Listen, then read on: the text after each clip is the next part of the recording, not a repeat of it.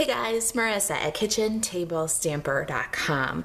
Today I've got card number 1 of the July Paper and Ink card class. Paper and Ink Cards is a in-person class that I do every month in my Rolling Meadows home studio. So I'm in the Chicago area, just a little bit northwest of the city, and all Chicago area adult crafters are welcome. It's $15 or free with a Stampin' Up order. Qualifying Stampin' Up order.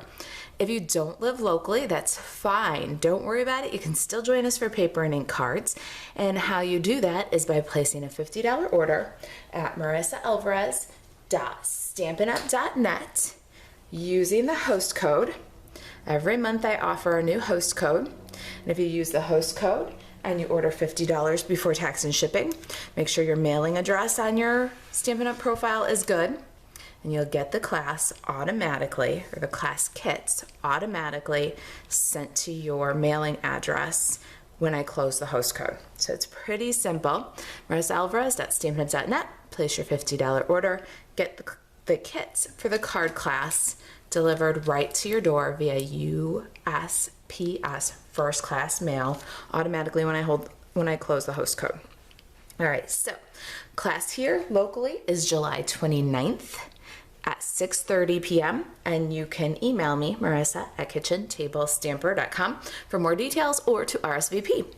All right, so card number 1, may all your tomorrows be as happy as today. That's our card for this video. And when you get your kits in the mail, you can follow along with the videos, the project sheets, making substitutions for your greetings or images if necessary. But let me show you the rest of the cards so that if you're preparing an order, you might know what things you want to pick up to finish the class. Substitution is always easy, and you can email me for ideas for substitution. This is card number 2, just a little note. Card number 3, check you out. I love that little bookworm. And card number 4, welcome friend. All right, so let's get on with may all your tomorrows be as happy as today. Let me show you the supplies that I use to make this card. I've got the brand new Brick and Mortar 3D embossing folder here. I'm going to show you how I'm using this in my Big Shot. It's an excellent folder. Look at the beautiful layered brick texture that you get with that embossing folder. We're also using Colorful Seasons for our greeting. May all of your tomorrows be as happy as today. My fibers for this project, I've got the terracotta tile scallop linen ribbon and some burlap ribbon. My designer series paper is Mosaic Mood designer series paper, and you'll get a chunk of this in your card kit, and then you'll fussy cut some relevant bits. So I just cut out some leaves and a couple of flowers. For this one I cut out one of the butterflies. On this card I used the little bees. So your card will either include pieces to do the butterfly or the bee version. Inside your kit, you'll find your fibers already cut and ready for you. Now what we did was we cut the scallop linen ribbon in half. So what you want to do when you get your kit is just trim it down a bit so you've got just the scallop. And a quick trim with scissors right along the edge of the terracotta is all you need.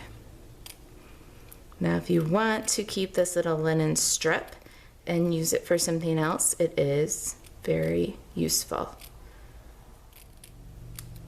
Okay, so we've liberated our scallops. We're going to put aside this linen, maybe for another project. Also included in your kit, you'll find a very vanilla stitched rectangle already cut for you, and the terracotta tile card base. My stamping pad for this project is soft suede, and let's do some stamping. We're going to ink up our may all your tomorrows be as happy as today greeting. We're going to get a good solid ink from this soft suede, but you also want to use very light pressure. You don't want to pick up ink around the image. We're going to stamp in the upper right corner, pretty much as far in the upper right corner as you can get.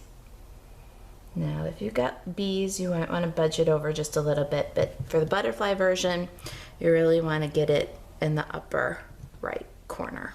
gentle pressure. Look at that beautiful greeting. Okay, I'm gonna grab the Big Shot and we're gonna emboss with this brick and mortar folder. I'm gonna show you how I've been doing it. Until Stampin' Up comes out with their stamp and cut and emboss machine, we're using our Big Shots.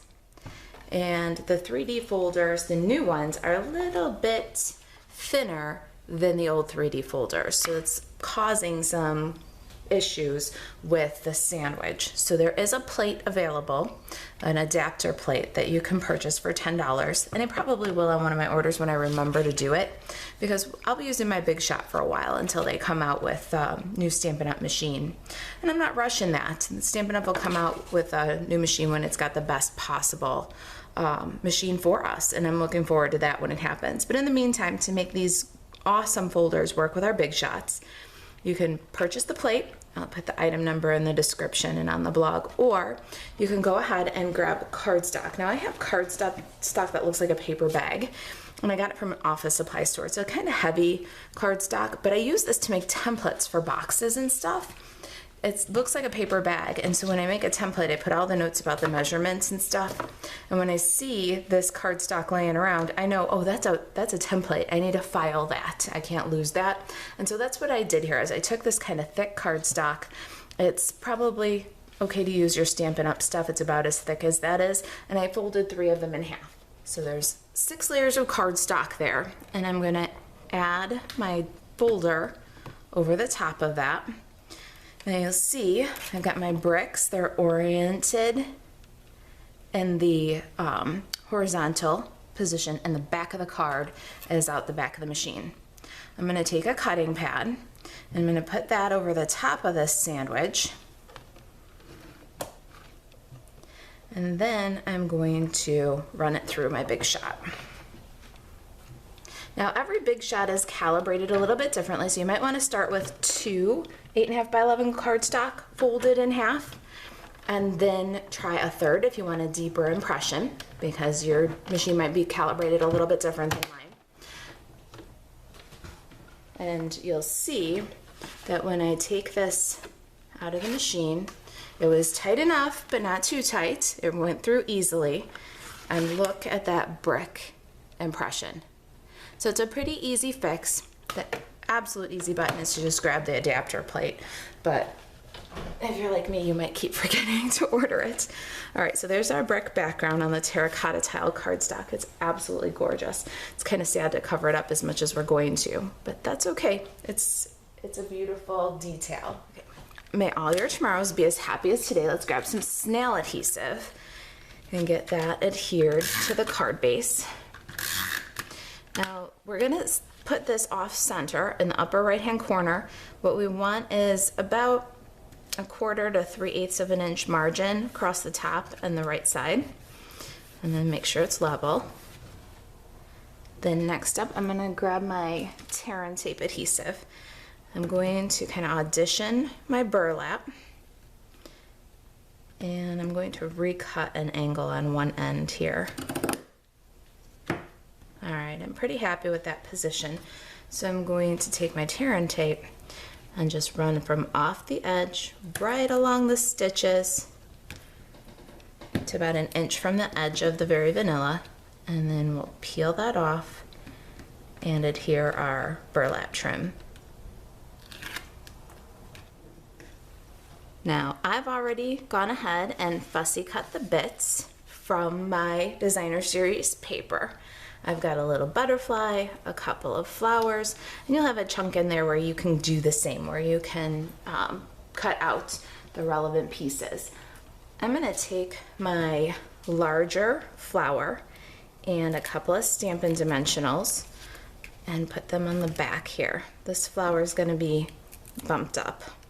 We're creating kind of a dimensional scene, rearranging the flowers how we would like them. So we'll start by dry fitting them in.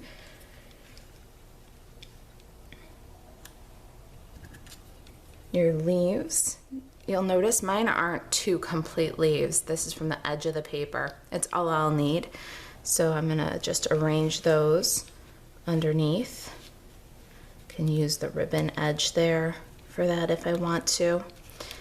And bring in my flowers. And you just don't want to cover your sentiment. I've got my little butterfly and another leaf here. Let's see, what do I want to do with that? Maybe I'll bring my second leaf down here. My little butterfly on the ribbon. I like that placement. I feel good about that. My little bow will fit right in there. So let's budge my butterfly over a bit. Now we're gonna start adhering those down.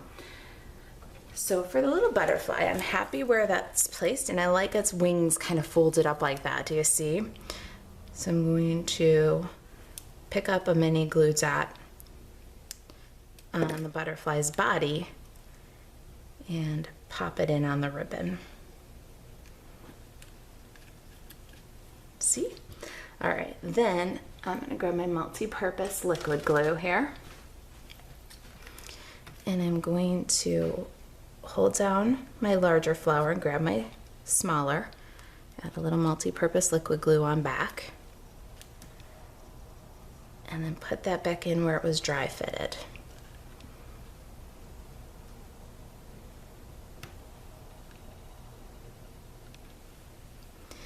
Next up, I'm going to pull out my leaves, multi-purpose liquid glue, and tuck them back in where they were dry fitted.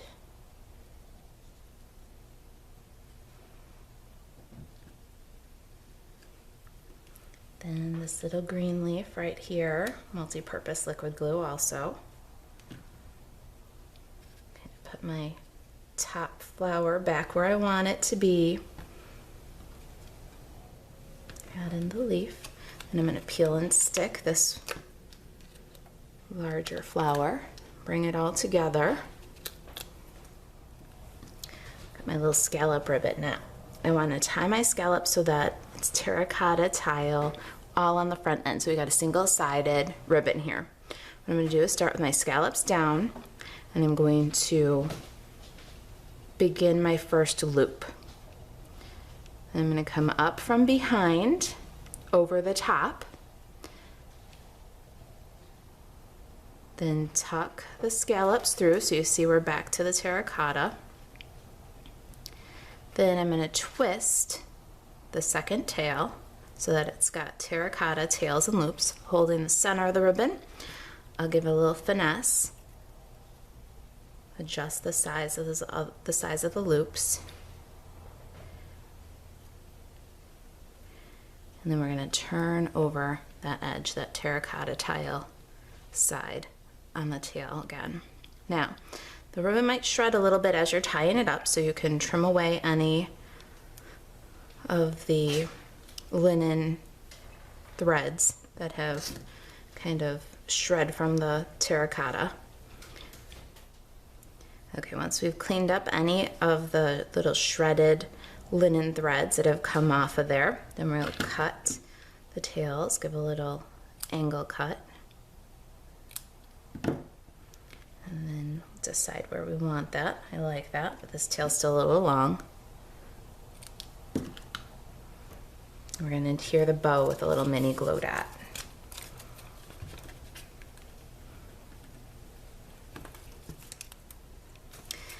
And there it is. There's our "May all your tomorrows be as happy as today." That's card number 1 for the paper and ink card class for July, Kitchen Table Stamper. If you've got any questions about paper and ink cards, about the project, about the class kit offer, you can email Marisa at kitchentablestamper.com. If there's anything I can do to help you stay crafty, just reach out.